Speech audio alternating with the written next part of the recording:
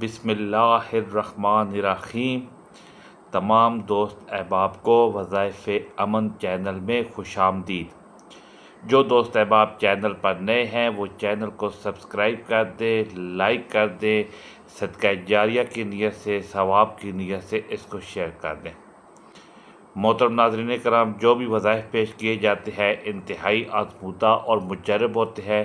ان کو کرنے کی دو شرائط ہیں۔ پہلی شرط یہ ہے کہ آپ نے ویڈیو کو مکمل دیکھنا ہے، اس کے طریقہ کار کو، اس کی ترتیب کو، اس کی تعداد کو دھیان سے سمجھنا ہے، اور دوسری شرط یہ ہے کہ آپ لوگوں نے اللہ کے 99 ناموں میں سے کوئی ایک نام کمنٹ سیکشن میں لکھ دینا ہے۔ اس کے آپ کو دو فائدے ہوں گے۔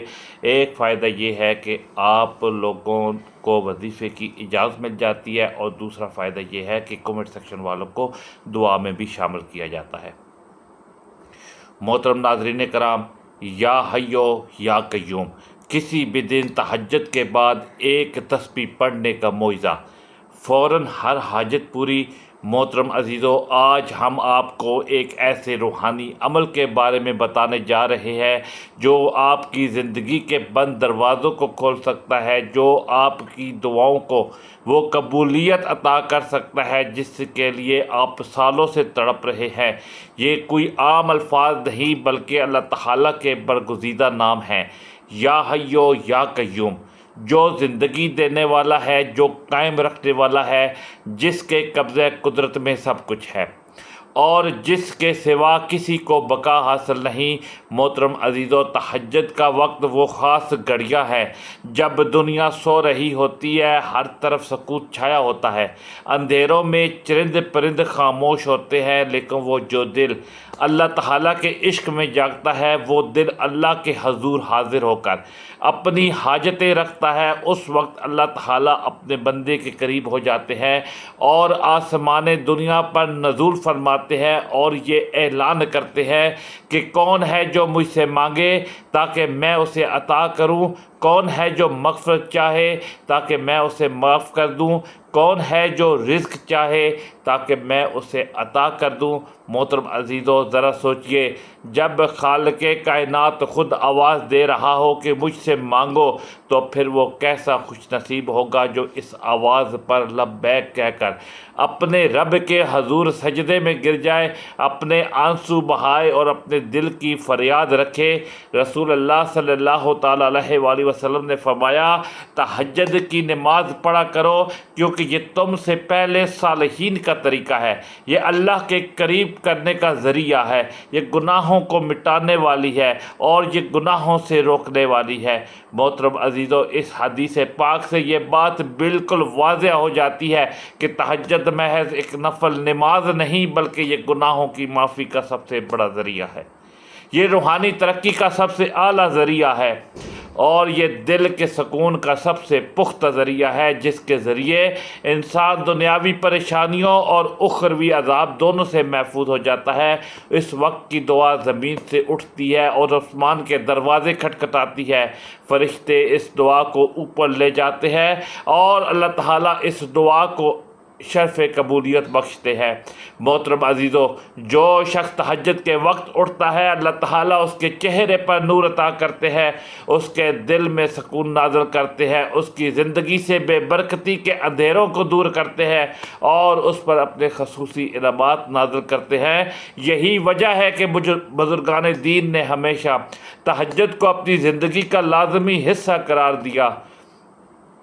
وہ جانتے تھے کہ اگر کوئی عمل اللہ تعالیٰ کے قریب کرنے والا ہے تو وہ تہجد ہے، اگر کوئی عمل دل کی سختیوں کو نرم کرنے والا ہے تو وہ تہجد ہے، اگر کوئی عمل رزق کے دروازے کھولنے والا ہے تو وہ تہجد ہے۔ محترم عزیزو، آپ ذرا غور کریں، جب انسان دن بھر کی دوڑ دھوپ میں تھک چکا ہوتا ہے، مسائل کے بوجھ تلے دب جاتا ہے، قرضوں کی فکر میں پریشان ہوتا ہے، بیماریوں کی شدت سے نڈال ہو جاتا ہے اور دل ٹوٹنے لگتا ہے، تو ایسے میں تہجد وہ سہارا ہے جو اسے سنبھال لیتا ہے، وہ راستہ ہے جو اسے اللہ کے قریب لے آتا ہے، اور وہ ذریعہ ہے جو اس کی مشکلیں آسان کر دیتا ہے۔ اسی لیے کہا جاتا ہے کہ تہجد مومن کا سب سے بڑا خزانہ ہے۔ تہجد وہ راز ہے جو ہر حاجت پوری کرنے والا ہے، اور تہجد وہ در ہے جس سے دنیا اور آخرت کی کامیابیاں ملتی ہے۔ محترم عزیزو، یاد رکھے یا حیو یا قیوم اللہ تعالیٰ کے عظیم اسماء حسنہ میں سے ہے۔ یہ الفاظ جب تہجد کے بعد پڑھے جائیں تو یہ دل کی گہرائیوں کو جھنجھوڑ دیتے ہیں، یہ انسان کے اعمال میں برکت ڈالتے ہیں، یہ اس کے رزق میں کشادگی کا سبب بنتے ہیں، اور یہ اس کی حاجتوں کی تکمیل کا ذریعہ بنتے ہیں۔ یہی وجہ ہے کہ صوفیاء کرام نے ہمیشہ ان ناموں کو ذکر کی کڑی بنایا اور اپنی زندگی کے مشکل ترین حالات کو ان کے وسیلے سے آسان کیا۔ محترم عزیزو، جو لوگ تہجد کے وقت اپنے رب کے حضور کھڑے ہوتے ہیں ان پر اللہ تعالیٰ کی ایسی رحمتیں نازل ہوتی ہیں جن کا شمار ممکن ہی نہیں ہوتا۔ وہ لوگ جنہیں دنیا والے معمولی سمجھتے ہیں، اللہ تعالیٰ ان کو اپنی رحمتوں سے اتنا نواز دیتے ہیں کہ وہ دنیا اور آخرت دونوں میں عزت والے بن جاتے ہیں۔ تہجد گزار بندے پر سب سے پہلی رحمت یہ نازل ہوتی ہے کہ اس کا دل نورانی ہو جاتا ہے، دل کی سختیاں ختم ہو جاتی ہیں، کینہ، بغض، حسد، نفرت دل سے نکل جاتی ہے، اور ان کی جگہ نرمی، عاجزی اور محبت آ جاتی ہے۔ یہی وہ دل ہے جو اللہ کے قریب ہو جاتا ہے، یہی وہ دل ہے جو اللہ کے قریب ہو جاتا ہے، اور اللہ تعالیٰ ایسے بندے کو اپنا محبوب بنا لیتے ہیں۔ محترم عزیزو، دوسری رحمت یہ ہے کہ تہجد گزار کے چہرے پر ایک خاص نور اور چمک پیدا ہوتی ہے۔ یہ نور ایسا نہیں جو دنیاوی لائٹ سے حاصل ہوتا ہے، بلکہ یہ نور وہ نور ہے جو اللہ کے قرب سے ملتا ہے۔ یہ نور ایسا ہوتا ہے کہ جب کوئی مومن اسے دیکھتا ہے تو سکون پاتا ہے، اس کے دل میں محبت پیدا ہوتی ہے، اور جب کوئی دشمن اسے دیکھتا ہے تو اس کے دل میں ہیبت بیٹھ جاتی ہے۔ یہ نورانی چہرہ اس بات کی دلیل ہوتا ہے کہ یہ بندہ رات کے اندھیروں میں اپنے رب کے حضور چکا ہے اور اللہ نے اسے اپنی خاص کرم نوازی سے نوازا ہے۔ محترم عزیزو، تیسری رحمت یہ ہے کہ اللہ تعالیٰ ایسے بندے کے گھر کو جنت کا نمونہ بنا دیتے ہیں۔ اس گھر میں سکون نازل ہوتا ہے، اس گھر میں برکت نازل ہوتی ہے، اس گھر میں محبت اور بھائی چارہ بڑھتا ہے، اس گھر سے شیطان بھاگ جاتا ہے۔ تہجد گزار کا گھر ایسا روشن ہو جاتا ہے کہ گویا وہاں اللہ کی رحمت کے فرشتے آتے ہیں اور وہ پورے گھر والوں کو اپنی دعاؤں سے ڈھانپ لیتے ہیں۔ یہ وہ برکت ہے جو دنیا کی دولت سے بھی نہیں خریدی جا سکتی۔ محترم عزیزو، چوتھی رحمت یہ ہے کہ اللہ تعالیٰ تہجد گزار کی دعاؤں کو قبولیت کا لباس عطا کرتے ہیں۔ اس کی زبان سے جو دعا نکلتی ہے وہ سیدھی عرش تک پہنچتی ہے۔ اس کی فریاد کو اللہ رد نہیں کرتے، بلکہ اس کے لیے وہ دروازے کھول دیتے ہیں جو عام بندوں کے لیے بند رہتے ہیں۔ یہ قبولیت کی وہ دولت ہے جس کی آرزو ہر دل میں ہوتی ہے، لیکن یہ نصیب صرف انہی کو ہوتی ہے جو رات کے وقت اٹھ کر تہجد ادا کرتے ہیں۔ محترم عزیزو، پانچویں رحمت یہ ہے کہ اللہ تعالیٰ ایسے بندے کے رزق میں کشادگی عطا کرتے ہیں۔ وہ بندہ اگر تھوڑے سے بھی گزارا کرتا ہے تو اللہ اس کے تھوڑے کو بھی زیادہ کر دیتے ہیں، اس کے کاروبار میں برکت ڈالتے ہیں، اس کی روزی میں وسعت دے دیتے ہیں، اس کے ہاتھ میں ایسا سکون عطا کرتے ہیں کہ وہ دوسروں کا محتاج نہیں ہوتا بلکہ دوسروں کے لیے سہارا بن جاتا ہے۔ یہی وجہ ہے کہ اولیاء اللہ فرماتے ہیں رزق کی کشادگی کا سب سے بڑا راز تہجد ہے۔ محترم عزیزو، چھٹی رحمت یہ ہے کہ تہجد گزار کے لیے مصیبتیں آسان ہو جاتی ہے۔ اللہ تعالیٰ اسے مشکلات سے نکلنے کے راستے عطا کرتے ہیں۔ وہ بیماریوں میں گھرا ہوا ہو تو شفا نصیب ہوتی ہے، وہ قرضوں میں مبتلا ہو تو ادائیگی کا سامان بن جاتا ہے، وہ رشتوں کی الجھنوں میں پھنسا ہو تو اللہ اس کے لیے حل پیدا کر دیتے ہیں، اور وہ ہر اس مشکل سے باہر نکل آتا ہے جس میں دوسرے لوگ الجھ کر ٹوٹ جاتے ہیں۔ یہ سب کچھ صرف اس لیے ہوتا ہے کہ وہ بندہ رات کے اندھیروں میں اللہ کے سامنے جھکتا ہے۔ محترم عزیزو، تہجد گزار بندے کی یہ نشانی بھی ظاہر ہوتی ہے کہ اس کے چہرے پر عجب اطمینان اور دل میں عجیب سکون ہوتا ہے۔ وہ دنیاوی شور شرابے کے باوجود پرسکون رہتا ہے، لوگ اس سے بات کر کے راحت محسوس کرتے ہیں، اس کے الفاظ میں تاثیر آ جاتی ہے، اس کے لہجے میں محبت آ جاتی ہے، اس کے دل میں رحمت آ جاتی ہے۔ یہ سب کچھ اللہ کی طرف سے خاص انعام ہے۔ جو صرف انہی کو ملتا ہے جو تہجد کو اپنا معمول بنا لیتے ہیں۔ محترم عزیزو، قیامت کا دن وہ دن ہے جس کے بارے میں اللہ تعالیٰ نے فرمایا کہ وہ دن بہت بھاری ہوگا سوائے ان بندوں کے جنہیں اللہ اپنی رحمت سے آسانی عطا فرمائے۔ اس دن انسان اپنے ماں باپ، بھائی بہن، بیوی، بچوں سب سے بھاگ رہا ہوگا۔ ہر کوئی اپنی جان کی فکر میں ہوگا، کوئی کسی کو پہچاننے کے قابل نہ ہوگا۔ لیکن انہی ہولناک اور خوفناک مناظر میں کچھ ایسے خوش نصیب ہوں گے جو اللہ کی رحمت کے سائے میں ہوں گے۔ ان کے چہروں پر نور ہوگا، ان کے دلوں میں سکون ہوگا، ان کے درجات بلند ہوں گے۔ یہ وہی لوگ ہوں گے جو دنیا میں تہجد کے وقت اٹھ کر اللہ تعالیٰ کے حضور جھکتے ہیں، رات کے اندھیروں میں اللہ کو یاد کرتے تھے اور اپنی حاجتیں بیان کرتے تھے۔ محترم عزیزو، اللہ تعالیٰ قیامت کے دن ان لوگوں کو ایسی عزت عطا فرمائیں گے کہ فرشتے بھی رشک کریں گے۔ سب سے پہلی عزت یہ ہوگی کہ انہیں اللہ کے عرش کے سائے میں جگہ ملے گی۔ جب سورج سر پر ہوگا، سائے میں جگہ ملے گی اور لوگ اپنے پسینے میں ڈوب رہے ہوں گے، تو یہ خوش نصیب بندے اللہ کے عرش کے نیچے ٹھنڈک اور سکون میں ہوں گے، کیونکہ انہوں نے رات کی ٹھنڈی ہوا میں اللہ کے سامنے سجدے کیے تھے۔ محترم عزیزو، دوسری عزت یہ ہوگی کہ ان کے چہرے نور سے چمک رہے ہوں گے۔ اس دن کچھ لوگوں کے چہرے سیاہ ہوں گے، کچھ لوگوں کے چہرے شرمندگی سے جھکے ہوں گے، لیکن تہجد گزار بندوں کے چہرے ایسے چمک رہے ہوں گے کہ لوگ ان کو دیکھ کر پہچان لیں گے کہ یہ اللہ کے خاص بندے ہیں۔ رسول اللہ صلی اللہ تعالیٰ علیہ وآلہ وسلم نے فرمایا، تہجد گزار لوگوں کے چہرے قیامت کے دن روشن ہوں گے اور انہیں سب سے پہلے جنت میں داخلے کی اجازت دی جائے گی۔ محترم عزیزو، تیسری عزت یہ ہوگی کہ ان کے درجات بلند کیے جائیں گے۔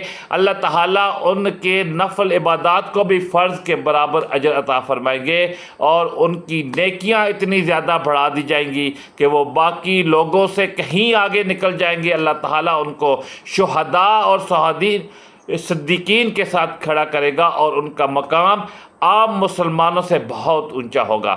یہ وہ انعام ہے جو دنیا کی کسی محنت یا دولت سے حاصل نہیں ہو سکتا۔ محترم عزیزو، چوتھی عزت یہ ہوگی کہ ان کی شفاعت قبول کی جائے گی۔ اگر وہ اپنے گھر والوں یا دوستوں کے لیے اللہ سے دعا کریں گے تو اللہ ان کی دعا قبول فرمائیں گے، ان کے ذریعے دوسروں کو بھی جنت کی راہ دکھائی دیں گے۔ یہ اللہ تعالیٰ کی وہ خاص عنایت ہے جو صرف انہی بندوں کو ملے گی جو رات کے سناٹے میں اللہ کے قریب ہوتے ہیں۔ محترم عزیزو، پانچویں عزت یہ ہوگی کہ ان کو جنت میں خاص محلات عطا کیے جائیں گے۔ وہ محلات ایسے ہوں گے جن کی روشنی سورج سے زیادہ ہوگی، جن کے دروازے سونے اور چاندی کے ہوں گے، جن کے اندر نہریں بہتی ہوں گی اور جن کے باغات ایسے ہوں گے کہ انسان ان کا تصور بھی نہیں کر سکتا۔ یہ سب کچھ اللہ صرف اس لیے عطا کرے گا کہ انہوں نے دنیا میں رات کی تنہائیوں میں صرف اللہ کو یاد کیا تھا۔ محترم عزیزو، چھٹی عزت یہ ہوگی کہ اللہ تعالیٰ انہیں اپنی محبت کی خوشخبری دے گا۔ اللہ ان سے فرمائے گا، اے میرے بندے، تو نے دنیا میں میرے لیے اپنی نیند قربان کی، اپنے آرام کو چھوڑا، اپنی خواہشات کو دبایا، تو آج میں تجھے وہ سکون دیتا ہوں جو کبھی ختم نہ ہوگا۔ یہ اعلان سن کر وہ خوش نصیب بندے ایسی راحت میں چلے جائیں گے جس کا اندازہ دنیا کا کوئی انسان نہیں لگا سکتا۔ محترم عزیزو، ساتویں عزت یہ ہوگی کہ ان کا حساب بہت آسان ہوگا اور اللہ ان کی خطاؤں کو معاف کر دے گا۔ جو چھوٹے بڑے گناہ ان سے سرزد ہوئے ہوں گے، اللہ ان کو ڈھانپ دے گا اور ان کے گناہوں کو نیکیوں میں بدل دے گا، اور ان کے گناہوں کو نیکیوں میں بدل دے گا کیونکہ انہوں نے تہجد کی وجہ سے اللہ کے قریب ہونے کی کوشش کی تھی۔ یہ وہ عزت ہے جو قیامت کے دن سب سے بڑی راحت بنے گی۔ محترم عزیزو، آپ ذرا سوچئے، قیامت کا وہ دن جب ہر انسان اپنے گناہوں کی فکر میں گھرا ہوگا، ہر زبان گواہی دے رہی ہوگی، ہر ہاتھ اور پاؤں اپنے اعمال بیان کر رہے ہوں گے، اس دن تہجد گزار بندے سکون اور عزت میں ہوں گے۔ یہ وہی سکون ہے جس کی تیاری آج دنیا میں کرنی ہے، کیونکہ جو آج رات کے اندھیروں میں اللہ کے سامنے جھکتا ہے کل قیامت کے دن اللہ کے عرش کے نیچے ٹھنڈک میں ہوگا۔ محترم عزیزو، تہجد کے بارے میں ایک بڑی حقیقت یہ ہے کہ یہ صرف ایک نفل عبادت نہیں بلکہ یہ ایک ایسی روحانی مشق ہے جو انسان کے اندر وہ تبدیلیاں پیدا کر دیتی ہے جو کسی اور عبادت سے آسانی سے حاصل نہیں ہوتی۔ جب بندہ رات کے اندھیروں میں اللہ کے حضور کھڑا ہوتا ہے تو سب سے پہلی نشانی جو ظاہر ہوتی ہے وہ یہ ہے کہ اس کی دل کی بے قراری سکون میں بدل جاتی ہے۔ دن بھر کی پریشانیاں جو دماغ کو الجھا دیتی ہے وہ تہجد کی چند رکعتوں کے بعد ایسے ختم ہو جاتی ہیں جیسے کبھی تھی ہی نہیں۔ یہی سکون اللہ کی سب سے بڑی رحمت ہے جو تہجد گزاروں کے حصے میں آتی ہے۔ محترم عزیزو، ایک اور نشانی یہ بھی ہے کہ تہجد گزار بندہ گناہوں سے بچنے لگتا ہے، اس کا دل برائی کی طرف مائل نہیں ہوتا، اس کی نگاہ پاکیزہ ہو جاتی ہے، اس کی زبان سچائی کے قریب رہتی ہے، اس کے قدم نیکی کی طرف بڑھنے لگتے ہیں، کیونکہ تہجد کی برکت سے اللہ تعالیٰ اس پر اپنے فرشتے مقرر کر دیتے ہیں جو اس کے دل میں خیر کے خیالات ڈالتے ہیں اور شر سے بچاتے ہیں۔ یہی وجہ ہے کہ آپ دیکھیں گے جو بندہ تہجد کا عادی بن جائے وہ دھوکہ، فریب، جھوٹ اور ظلم جیسے برے کاموں سے دور ہو جاتا ہے۔ محترم عزیزو، ایک اور بڑی نشانی یہ ہے کہ اللہ تعالیٰ تہجد گزار کی دعاؤں میں عجیب تاثیر ڈال دیتے ہیں۔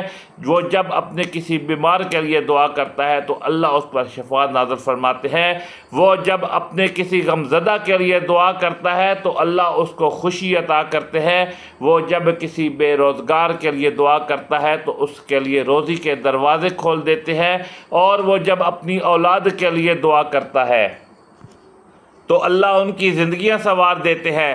یہ دعا کی تاثیر سے تہجد گزاروں کو حاصل ہوتی ہے کیونکہ وہ وقت قبولیت کا سب سے اعلیٰ وقت ہے۔ محترم عزیزو، ایک اور رحمت یہ ہے کہ تہجد گزار بندے کے اندر ہمت اور حوصلہ پیدا ہو جاتا ہے۔ لوگ مشکلات کے سامنے ٹوٹ جاتے ہیں لیکن تہجد گزار بندہ مشکلات کے سامنے سینہ تان کر کھڑا رہتا ہے کیونکہ اس کے دل کو اللہ وہ قوت عطا کرتے ہیں جو باقی انسانوں کو نصیب نہیں ہوتی۔ یہی وجہ ہے کہ تاریخی اسلام کے بڑے بڑے مجاہدین اور اولیاء تہجد گزار تھے۔ وہ دن میں دنیا کو بدلنے کا حوصلہ رکھتے تھے کیونکہ راتوں کو اللہ کے سامنے جھکتے تھے۔ محترم عزیزو، ایک اور نشانی یہ ہے کہ تہجد گزار کے گھر میں محبت اور الفت بڑھ جاتی ہے، اس کے میاں بیوی کے تعلقات بہتر ہو جاتے ہیں، اولاد فرما بردار بننے لگتی ہے، رزق میں برکت پیدا ہوتی ہے اور ایک عجیب سکون کا ماحول قائم ہو جاتا ہے۔ وہ گھر اگرچہ چھوٹا بھی ہو تو جنت کے نمونوں کی طرح لگتا ہے کیونکہ وہاں اللہ کی رحمت کی بارش ہو رہی ہوتی ہے۔ یہی وجہ ہے کہ کہا جاتا ہے کہ اگر آپ چاہتے ہیں کہ آپ کا گھر دنیا میں ہی جنت کا گلدستہ بن جائے تو تہجد کو اپنا معمول بنا لے۔ محترم عزیزو، ایک اور رحمت یہ ہے کہ اللہ تعالیٰ تہجد گزار کو لوگوں کے دلوں کو محبوب بنا دیتے ہیں۔